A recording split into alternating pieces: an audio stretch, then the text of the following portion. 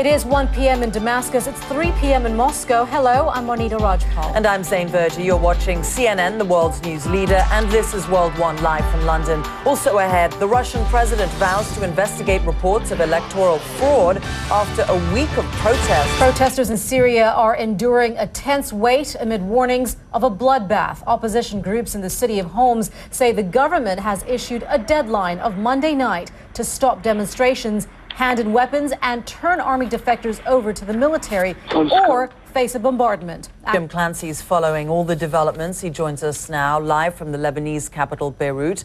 Jim, what do we know about the situation in Homs today? They're bracing for the worst, Zain. That's probably the best way to put it right now. They are convinced, after having watched for days as thousands of Syrian troops supported by tanks have surrounded that city, militiamen have moved in and set up checkpoints. They fear the city is going to be taken over, one neighborhood at a time. President Dmitry Medvedev is calling for allegations of vote fraud in last week's parliamentary election to be investigated. The announcement appeared on Mr. Medvedev's Facebook page on Sunday, a day after tens of thousands of people joined protest marches in several cities. Demonstrators say the December 4th election was rigged to favor Mr. Putin's United Russia Party. They want the results annulled and a new vote held. Well, the rallies come as an unprecedented challenge to Vladimir Putin's authority. But less than an hour from now, the Prime Minister's supporters are expected to hold a rally of their own. For the very latest, let's go to Phil Black, who joins us now live from CNN Moscow. Phil. Hello, Monita. Yes, so after this country saw its biggest political protest for decades, the Russian President Dmitry Medvedev, as you say, updated his Facebook page with a post that said that the Russian... Meanwhile, Phil, there is another protest march as expected today. One would assume that this is the one that the Kremlin would actually welcome. That's likely, yes. We're told that thousands of people who support the Kremlin, who support United Russia, who believe... Noriega, the former military dictator of Panama, is back in his home country for the first time in nearly 22 years, but he's still in jail. The 77-year-old has served 2 decades in prison, first in the United States, then in France, and he was taken straight to a jail in Panama on Sunday under tight security. Welcome back. You are watching World One. Here are some of the stories that we're talking about on World One. The city of New Delhi is celebrating a century as India's capital. On this day in 1911, Britain's King George V announced the creation of a new city to be built next to the ancient settlement of Delhi. The capital was moved from Calcutta. Well, today's anniversary is passing with little ceremony, but a year of cultural celebrations starts in January. Now, men in Britain, Canada, Italy, and Japan have been in training for the toughest mission of their lives, becoming a dad to the cute little babies. The boot camp, which grew from small origins in California, now coaches thousands of rookies, helping them with everything from soothing a crying baby to changing a diaper. Yeah, it's a scary one. One recruit whose baby girl is due in a month says it's not like their power tools. They don't come with instruction manuals. You think? Well, here's one for men who aren't thinking of starting a family anytime soon. These are not lemon slices, in case you're wondering. A popular condom brand has got together with a British-based drug company to produce a condom to redress erectile dysfunction. Unlike the various pills for the condition, the condoms will be on sale without a doctor's prescription starting next year. Take it away, Zain. After a cold, grey weekend, there's another round of rain and wind for northwest Europe. Meteorologist Ivan Cabrera is at the International Weather Center. Ivan? Really? We're just gonna go through that. Just ignore that. That didn't just happen.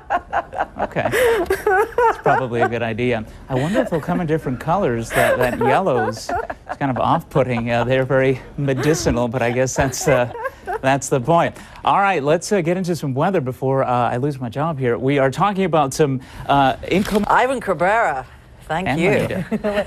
And Ivan, thank you very much for that. I'm sure you heard me laughing all the way there, but let's keep it clean, shall we? All right, Ivan, thank you. You're Let's watching not. World One live from London. A split with Europe that's become a split inside his own government. Britain's Prime Minister prepares. Did he stand up for his country or cast it adrift? Britain's Prime Minister is bracing himself for a serious attack from within his own ruling coalition. He angered some of the government's supporters by his decision to distance the UK from the Eurozone. Well, David Cameron is expected to tell Parliament he was justified in vetoing an EU treaty change that could hand control over parts of Britain's economy to Brussels. Our Jim Bolden with more on that. This is this internal bickering that is engulfing this wider crisis that the Eurozone had narrowly escaped, but it's not over. No, it's not over by a long shot. It's not over for Mr. Cameron. It's not. We just have to get the details out of what we decided, what we saw being decided in the middle of the night between Thursday and Friday.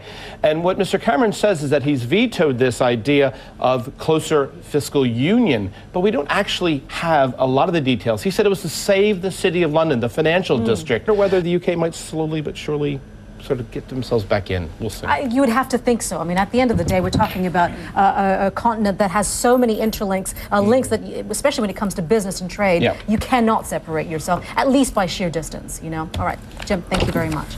At the peak of the war in Iraq, almost 170,000 U.S. troops were in the country. Today, just 6,000 remain. That's according to the latest head count out of Iraq. 2012 will mark a new era for the country and its Prime Minister, Noriega al-Maliki. Virtually all the remaining U.S. troops will head home by the end of this month. Now, to do what no one has ever done before in the world of sport, it is tough to set new records these days, but there was one golfer who did it on Sunday. Pedro Pinto has the details on who it is. You should if you read the news. I've got all the details, though. No player had ever won the US and European money titles in one season before, until Luke Donald did it on Sunday. The Brit. About Mr. Donald, how big of a deal is this for him?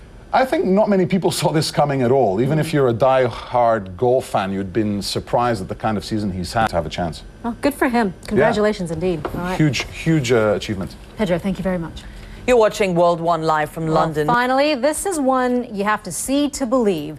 Taking family photos with Santa is a Christmas tradition for some people, but American comedian Jimmy Kimmel has discovered that a number of families in the U.S. enjoy using some unusual props in their photos. Take a look at this. Guns. Here's a fine new holiday tradition started by a gun club.